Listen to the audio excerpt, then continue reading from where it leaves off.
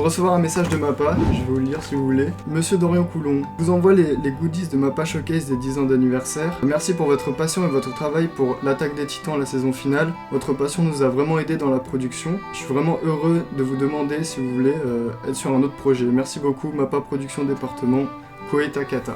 Et c'est qui Koei Takata du coup? Koei Takata, c'est mon assistant de production. En gros, c'est la personne qui va faire la direction entre moi et le directeur d'animation. Chez Mappa. Chez Mappa, ouais. Ok. Du coup, monsieur Dorian Coulon, parce qu'il y avait quand même marqué Dorian-san sur le truc, que t'as traduit par monsieur Dorian, parce que du coup, t'es en contact avec plein de japonais pour la saison finale de l'Attaque des Titans. Tu bosses dessus depuis maintenant plusieurs mois. Qui es-tu? D'où tu sors? Qu'est-ce que t'as fait? Pourquoi t'es là? Je suis animateur depuis 4 ans. J'ai animé dans ma chambre, j'ai fait aucune étude pour ça. Et je me retrouve à faire des animations pour ma meilleure série, en fait, ma série préférée. Comment t'as appris à animer? J'ai appris à animer tout seul, dans ma chambre, vraiment. J'ai pris Photoshop, j'ai pris ma souris et j'ai animé. Tuto YouTube? J'ai trouvé un petit tuto YouTube au début, c'est Reiji. C'est un animateur qui commence à être connu un peu, qui a plus de 100 000 abonnés, etc.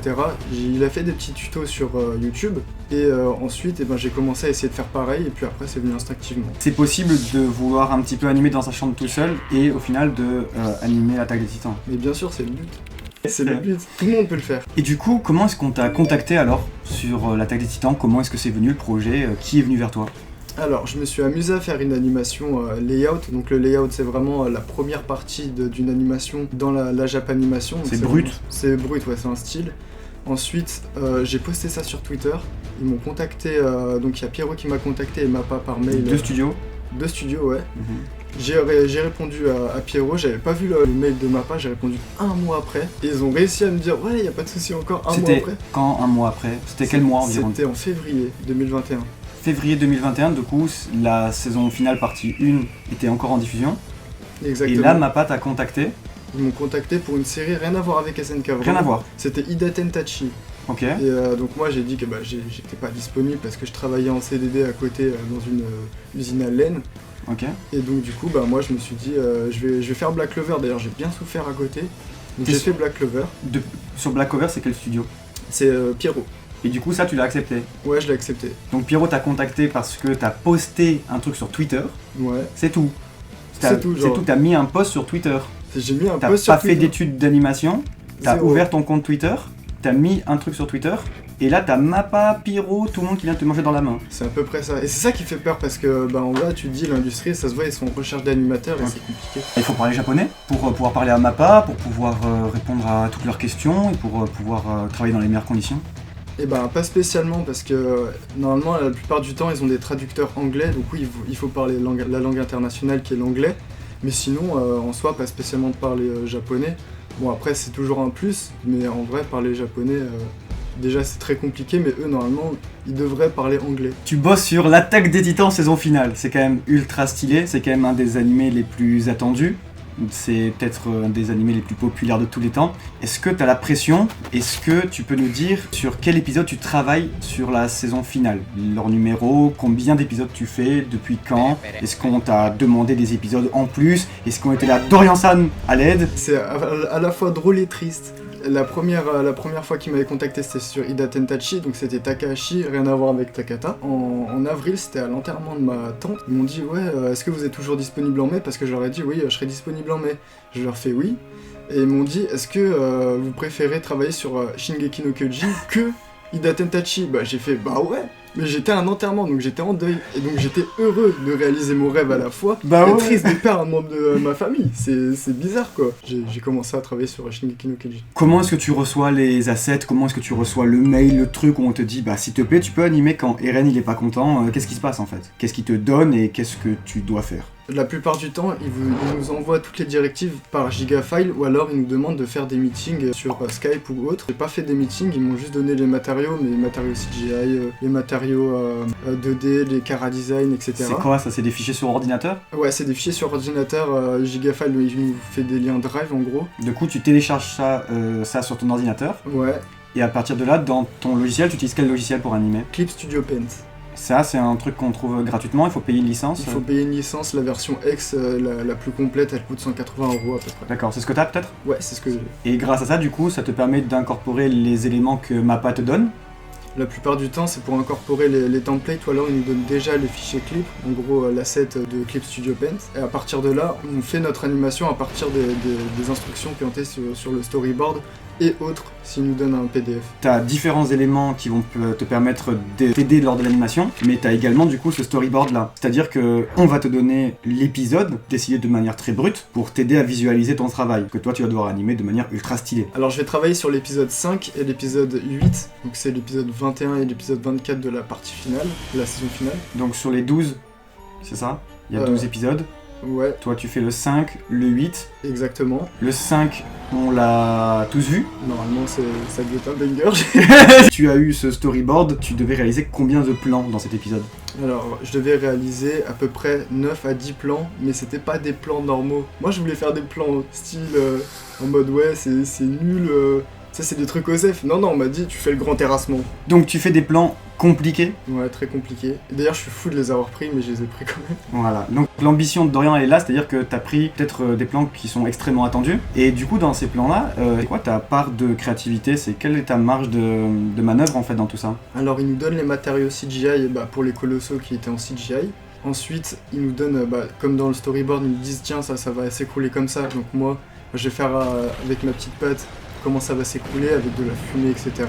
Mais sinon, ouais, tout est pensé, il n'y a pas spécialement de choses qui sont à eux ou quoi, c'est vraiment moi qui ai tout pensé. Là, on est en février et on a tous vu l'épisode. Dedans, il y a tes plans qui sont finaux. Genre, ils bougeront plus jamais, ou peut-être il y aura une version Blu-ray plus tard, ils seront peaufinés. Quand est-ce que tu as dû rendre ces plans pour la dernière fois? Il faut dire que j'avais une deadline de 1 mois pour faire tous mes plans. Tous les plans? C'était en octobre et j'ai dû les rendre fin octobre.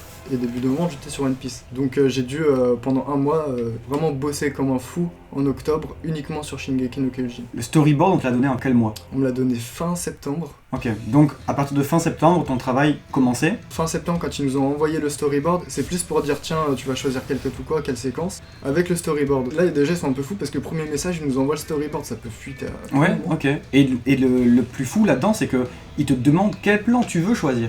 Voilà, donc moi j'ai C'est pas fou, eu ça. spécialement j'ai pas pu prendre les plans que je voulais, ils m'ont dit que c'était déjà pris, donc ils m'ont dit est-ce que tu veux pas faire ça? Parce que personne les voulait, bien évidemment, c'est le grand terrassement, c'est le déclenchement, tout ça. Ok. Du coup j'ai fait, vas-y c'est ma chance. De ce qu'on a vu, nous c'est très bien réussi, mais on verra comment ça passe en produit final. Est-ce que tu es satisfait? Pour le moment pas spécialement, c'est plus à la deuxième partie, on appelle ça le Genga, où Ok. on va peaufiner un peu tout ça, c'est des corrections, on applique les corrections, etc. C'est pas un métier facile. C'est quoi les difficultés que tu as rencontrées sur l'attaque des titans? Alors les difficultés que j'ai rencontrées, c'est plus vraiment sur la complexité des cuts, des choses, parce que c'est vraiment la prod, enfin surtout l'épisode où il y avait énormément de directives, de restrictions qu'il fallait respecter à la lettre, donc du coup c'était vraiment compliqué et long de faire à chaque fois des FX, des fumées, des explosions, il y avait que ça dans mes plans. Il y avait j'avais aucun beaucoup de personnage. demandes dans cet épisode, plus particulièrement, c'est ça? Ouais, Tu te dis que là, l'épisode, tu vois qu'il y avait une direction artistique qu'il fallait respecter parce qu'ils voulaient mettre le paquet.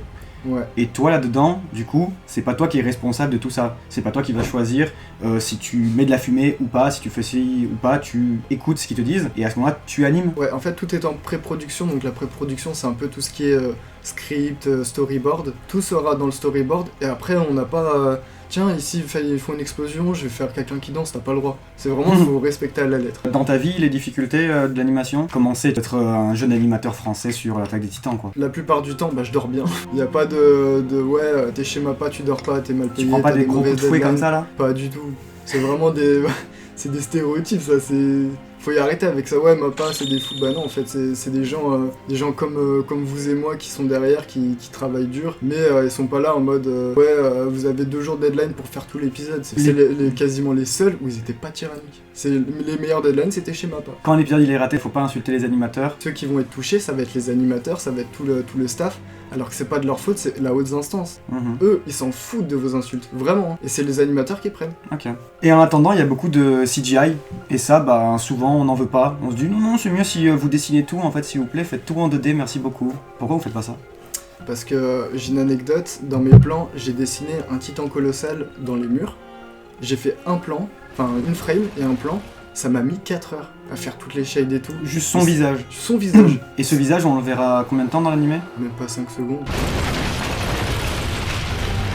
Vous imaginez animer 10 000 titans colossaux. Et s'il est en 3D, c'est quoi comment ça aide s'il est en 3D? Alors s'il est en 3D, en fait, le mannequin est déjà modélisé, on le fait qu'une fois, c'est comme si on dessinait qu'une fois. Bon, après, je suis pas trop dans la 3D, donc et ensuite, on n'a plus qu'à les faire bouger comme un mannequin. Puis voilà. Donc si c'est en 3D, on peut le démultiplier. C'est intéressant parce que le grand terrassement, il y en a plein. Oui. Et ça évite que Dorian, il dessine 4 heures de Titan fois 3 millions, c'est ça? Ouais, c'est ça. Tu nous parles un peu d'argent peut-être? Alors en termes de rémunération, la Japanimation, c'est vraiment pas là où faut aller. Parce que c'est vraiment la paye à coup de lance-pierre, c'est vrai, c'est le cas. Par exemple, pour Shingeki, j'ai été payé 3500 le cut en layout et 3500 en Genga. Et c'est équivaut à quoi? À 29 euros, 27 euros, quelque chose comme ça. Donc ouais, t'es payé 2 euros par jour. Donc pourquoi est-ce que tu travailles sur l'attaque des Titans alors? Parce que l'attaque des Titans, c'est mon manga favori, c'est mon manga phare. C'est aussi mon anime favori, donc je me suis dit, c'est obligé que, avec argent ou non, je m'en fous de négocier, j'y vais à fond. Pour finir, j'ai la vingtaine. Moi je dessine, j'anime un petit peu, j'essaie de faire des trucs dans ma chambre. Je suis chez moi en France. J'adore l'attaque des Titans, j'adore One Piece, j'adore tout ça. Comment je fais quoi? Comment je fais juste pour essayer de me lancer? Eh ben, apprenez l'anatomie, apprenez à dessiner, apprenez à animer, et au fur et à mesure des années, vous allez vous expérimenter. Allez sur Twitter et vous mettez vos vidéos en fait. Le comité de production dans l'animation japonaise, ils recherchent des animateurs. Et ouais, c'est vraiment en recherche. À l'international quoi, ils vont voir des petits français aussi. Ah ouais, mais vraiment, genre, ils doivent avoir Vlad et ils doivent t'abonner à des hashtags, je sais pas quoi. Ils voient les animations des animateurs, ils vont faire toi je te veux. Et du coup, maintenant que tu connais un peu l'envers du décor, maintenant que tu travailles pour l'attaque des Titans, c'est devenu quoi pour toi Shingeki no Kyojin? Shingeki no Kyojin, ça a pas changé en fait, c'est toujours une passion. C'est encore plus passionnant de travailler pour ta passion et sur ton manga phare, mais sinon ça a pas bougé en fait. Je suis un gros fan comme d'hab, hein, ça bougera pas. Il a reçu plein de trucs de ma part, je me permets d'ouvrir. Hein. Ah, t'es sûr tu veux pas le faire? Je veux dire celui-là, c'est bon. Il a que du RN, c'est une petite phrase originale. Pour remercier de son travail, il a le droit à plein de RN de partout. Je crois que je vais devenir animateur. Ces gens beaucoup trop BG là. Ces gens comme ça sur la chariote du train. Et donc le mot de la fin de Dorian sur l'attaque des Titans, c'est quoi? Shinzo Sasageyo.